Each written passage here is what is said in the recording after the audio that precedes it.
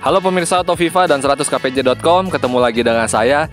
Saat ini saya mendapatkan kesempatan untuk mencoba langsung motor listrik Yamaha E01.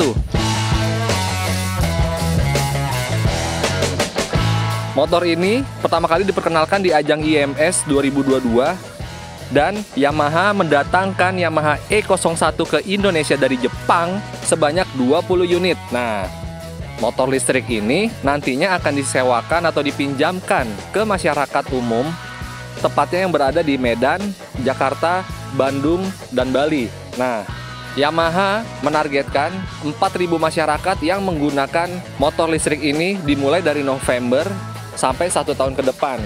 Hal itu tujuannya untuk mendapatkan data hasil masyarakat ketika mencoba motor listrik ini. Jadi kekurangannya, kelebihannya, kelemahannya seperti apa nanti dirangkum. Nah, setelah itu kemungkinan besar Yamaha baru akan memproduksinya secara massal dan dijual ke masyarakat.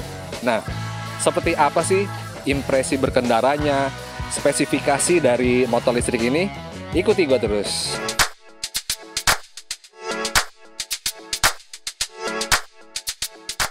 Pengujian motor ini dilakukan di kawasan Bukit Pelangi, Sentul Bogor, Jawa Barat. Saat mengendarai motor ini mirip-mirip dengan NMAX generasi pertama. Handlingnya sangat stabil. Saat bermanuver tidak goyang sama sekali. Untuk postur badan dengan tinggi 175 cm tidak begitu masalah, karena posisi kaki cukup nyaman, masih bisa menginjak tanah. Sementara itu, tangan ke stang aerodinamis, masih bisa sedikit menekuk. Jarak suspensi kiri dan kanan cukup jauh. Adanya baterai di tengah dashboard membuat titik gravitasi lebih seimbang. Motor ini telah dilengkapi traksi kontrol otomatis sehingga menambah kepedean saat bermanuver.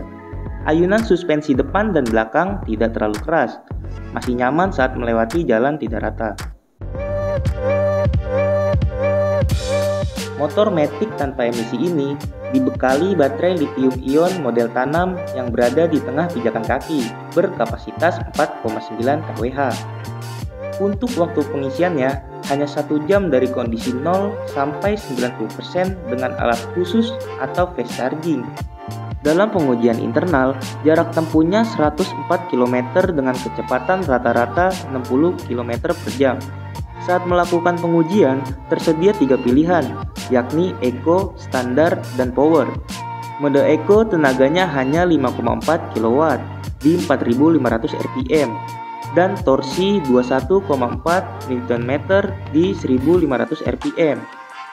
Lalu, untuk mode standar dapat menghasilkan tenaga 8,1 kW di 5.000 rpm dan torsi 24,5 Nm di 1.500 rpm. Kemudian, untuk mode power, motor pelahap setrum itu bisa memuntahkan tenaga 8,1 kW di 5.000 rpm dan torsi 30,2 Nm di 1.950 rpm.